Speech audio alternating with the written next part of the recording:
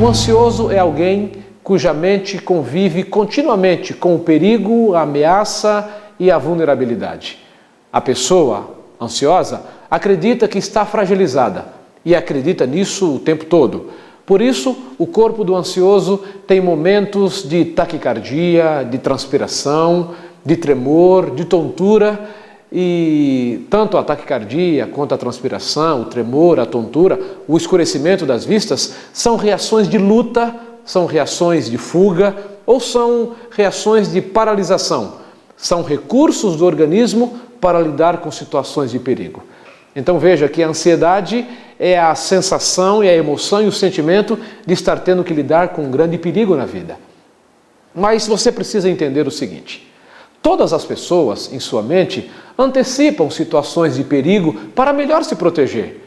São os chamados cuidados e preocupações da vida, que a vida impõe a todos nós. Mas a pessoa com ansiedade, no momento, ela vive amedrontada irracionalmente, com a mente totalmente voltada para um futuro que é virtual, numa crença absoluta de que algo desagradável e mesmo catastrófico vai lhe acontecer. Então, a pessoa com ansiedade, ela passa a responder aos perigos antecipando-se a eles, gerando, portanto, muito desconforto para si e para as pessoas ao seu redor. Quando o perigo é ainda uma mera fantasia na mente, o ansioso mobiliza-se por completo. Ele interfere no ambiente, ele mobiliza a família e luta desesperadamente contra as chamadas ameaças. Isso gera um desconforto, isso gera uma angústia muito grande. A ansiedade funciona como uma fábrica de problemas. Eu tenho ilustrado como funciona a mente da pessoa ansiosa contando a seguinte história. Um homem dirigia numa autoestrada, juntamente com a mulher e 2 filhos, quando percebeu que um pneu furou. A estrada era deserta, ele olhou para o relógio e já passava da meia-noite. Ele abriu o porta-malas e adivinhem, não, o estepe na verdade estava lá. Mas o macaco foi emprestado para um cunhado, que não havia devolvido. Ele tentou reclamar com a mulher, mas ela disse: eu já falei que o meu irmão não devolve nada. Você emprestou porque quis. Deveria ter ido lá, executado o trabalho e trazido o macaco de volta. Bem ao longe, no entanto, ele divisou uma casa com uma luz acesa. Deixou a mulher e os filhos no carro, atravessou uma cerca de arame farpado e dirigiu-se à casinha. Ele pensava assim: eu vou pegar um macaco emprestado. Mas será que há alguém morando naquela casa? Claro que sim, pensou ele. Tem uma Brasília velha estacionada na casa e uma luz acesa. Mas o morador pode ter saído com outro carro. Mas quem vai estar fora de casa a essa hora? Ele pensou. Bem, eu estou fora de casa, pensou ele, fazendo um contraponto ao seu próprio raciocínio. Mas deve ter gente lá sim. Mas será que vão querer emprestar o macaco? Vou dizer que estou com a mulher e 2 filhos. E aí, pensando um pouco mais, enquanto caminhava, ele disse: quer ver que ele vai dizer que não tem macaco? Ora, todo mundo tem um macaco. Ele não vai poder me enganar. Mas como tem gente má nesse mundo, ele pensou. Quer ver, tem gente na casa, tem um macaco no carro e nem eu contando que estou com a mulher e os 2 filhos, ele vai emprestar o macaco. Eu estou perdido, por isso que o mundo está do jeito que está, pensava ele, enquanto já estava chegando perto da casa onde fora procurar socorro. Enquanto pensava tudo isso, o nosso amigo ansioso já batia palmas e já agitava o portão e já dizia: há alguém em casa. Nesse momento, um senhor de bastante idade abriu uma fresta da porta, todo enrolado num cobertor, e antes que pudesse sorrir, cumprimentar ou dizer alguma coisa ao nosso amigo ansioso, o nosso amigo agitou-se, olhou bem para o velhinho e disse: sabe de uma coisa, meu senhor? O mundo está do jeito que está por causa de gente como você. Olha, dane-se você e o seu macaco. Quem precisa do seu macaco? Tendo dito isso, ele saiu pisando duro, satisfeito por não ter permitido que o humilhassem. Certo dia, eu estava com o meu filhinho no carro e eu havia acabado de contar essa história em uma palestra que eu havia dado. E o meu filhinho bateu aqui, estava no banco de trás, bateu no meu ombro e disse assim: já pensou, papai, se esse ansioso chega de volta no carro e a mulher dele fala assim: passou um guincho aqui, mas eu mandei o guincho ir embora. Eu disse que você já estava chegando com o nosso macaco. Veja que o meu filhinho já queria complicar ainda mais a situação do ansioso. E na verdade o ansioso raciocina exatamente assim. Ele acha que todo mundo está tentando complicar ainda mais a sua vida. As incertezas e as dúvidas nos eventos cotidianos, aliadas a incertezas existenciais mais profundas, alimentam a ansiedade. E, portanto, em busca de certezas, a mente desencadeia obsessões e compulsões. E a mente faz isso, ela desencadeia obsessões e compulsões como uma resposta e como uma defesa contra a ansiedade. E é isso que iremos ver nesse momento. Obsessões são pensamentos e imagens recorrentes. É uma tentativa de encontrar certeza que a mente tanto necessita. Já as compulsões são ações que são repetidas à sua exaustão, numa busca frenética por controle sobre o próprio comportamento, por controle sobre as emoções e, portanto, é a mente repetindo ações à exaustão, tentando controlar a própria vida. Repetir, repetir e repetir, para que da próxima vez que for repetido, se possa ter um melhor controle sobre a vida. Os ansiosos costumam ser perfeccionistas e as repetições atendem a esse desejo de melhorar seu comportamento, suas emoções e de melhorar a sua própria vida. É muito difícil conviver com uma pessoa ansiosa. Não é fácil viver com um marido ansioso. É muito complexo conviver com um chefe ou com uma mãe ansiosa. Porque os dias se tornam extremamente cansativos e exaustivos. Os dias se tornam dolorosos quando se convive com a ansiedade. Imagine comigo um típico casal. Ela está atravessando uma crise depressiva de intensidade moderada. Ele tem ansiedade crônica. Conviver com uma mulher com depressão pode ativar núcleos de culpa no homem, crendo esse homem ansioso não ter sido suficiente para sua esposa. Portanto, ele fica mais ansioso e mais perturbado ainda. Mas à medida em que ele fica ansioso e perturbado, mais ela se deprime e sofre por estar vivendo ao lado de um homem ansioso. E isso acaba criando um círculo vicioso, como uma bola de neve. E se não for cuidado, se não houver uma intervenção, isso pode terminar nas barras do tribunal.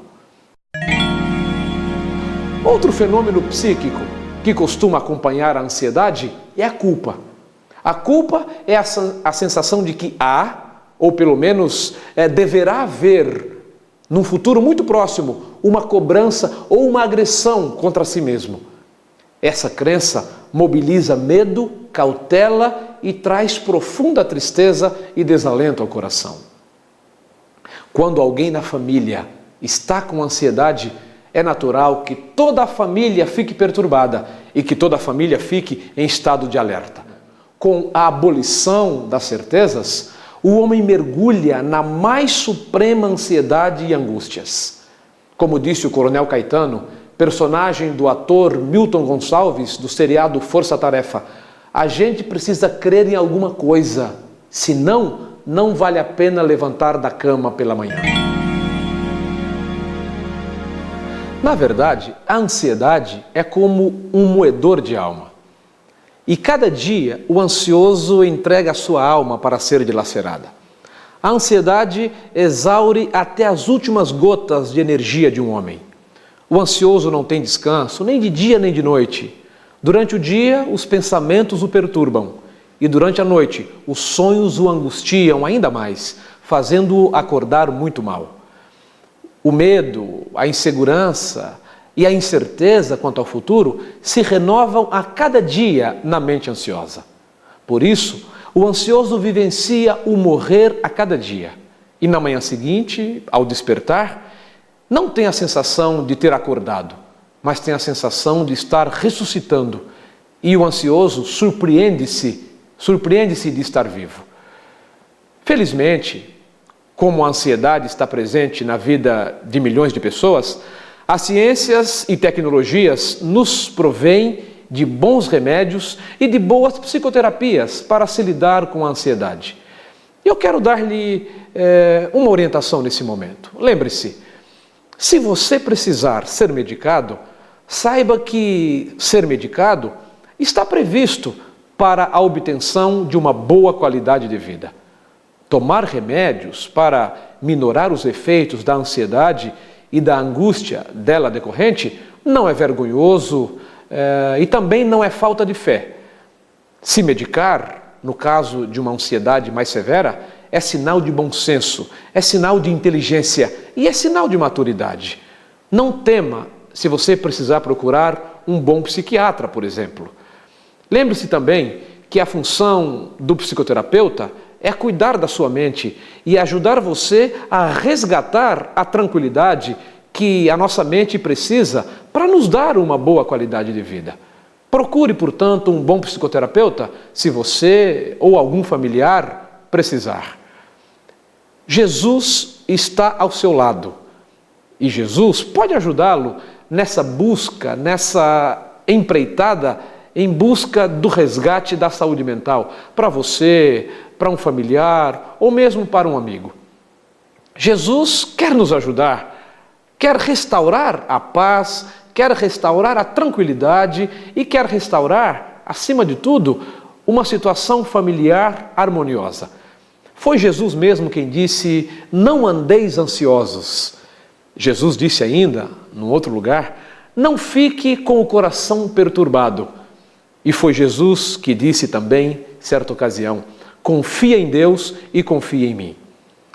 É muito improvável que a ansiedade vai resistir a essa tríplice intervenção: medicamentos, quando isso for necessário, psicoterapia e confiança no poder de Deus e na bondade de Jesus Cristo, o nosso Senhor.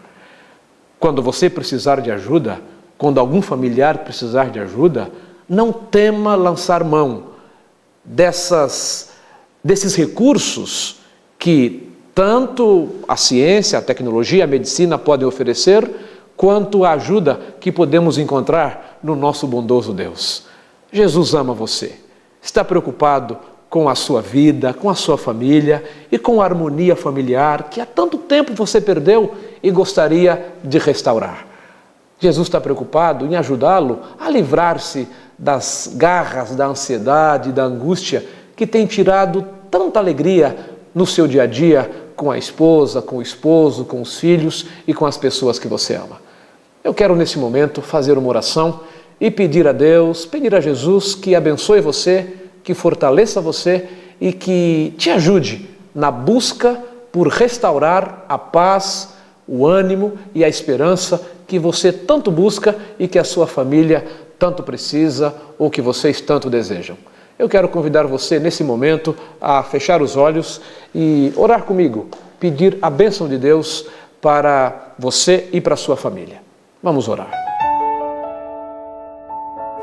Querido Deus, nosso bondoso Pai, obrigado, Senhor, porque nesse momento há muitas pessoas que estão nos assistindo e cada uma delas pode se lembrar de um amigo, de um parente, especialmente de um familiar que tem sofrido muito com a ansiedade e que tem se angustiado por causa da ansiedade. É possível também, Senhor, que algumas pessoas que estão nos assistindo, elas mesmas têm tido dificuldades na vida por causa da ansiedade. Talvez tenham tido dificuldades no trabalho, talvez na escola, na vida familiar, nas relações sociais. Eu quero pedir ao Senhor nesse momento que mais uma vez coloque sobre essa pessoa as tuas mãos milagrosas e santas, dando a essa pessoa sabedoria e dando a ela também maturidade para procurar ajuda, para procurar uma psicoterapia, para adotar um tratamento medicamentoso, se for necessário, e, acima de tudo, que essas pessoas saibam que o Senhor Jesus, o nosso querido Salvador, está disposto a colocar a mão santa sobre cada um deles para abençoá-los, ajudá-los, iluminá-los e fortalecer ao longo da vida. Portanto, Senhor, ajude essas pessoas e seus familiares a lidar com sabedoria com a ansiedade e administrar melhor a sua vida, livres da ansiedade e da angústia. Entregamos a vida de cada uma dessas pessoas e a vida de todos nós em suas mãos, confiando sempre em Jesus, o nosso Senhor e Salvador. Amém.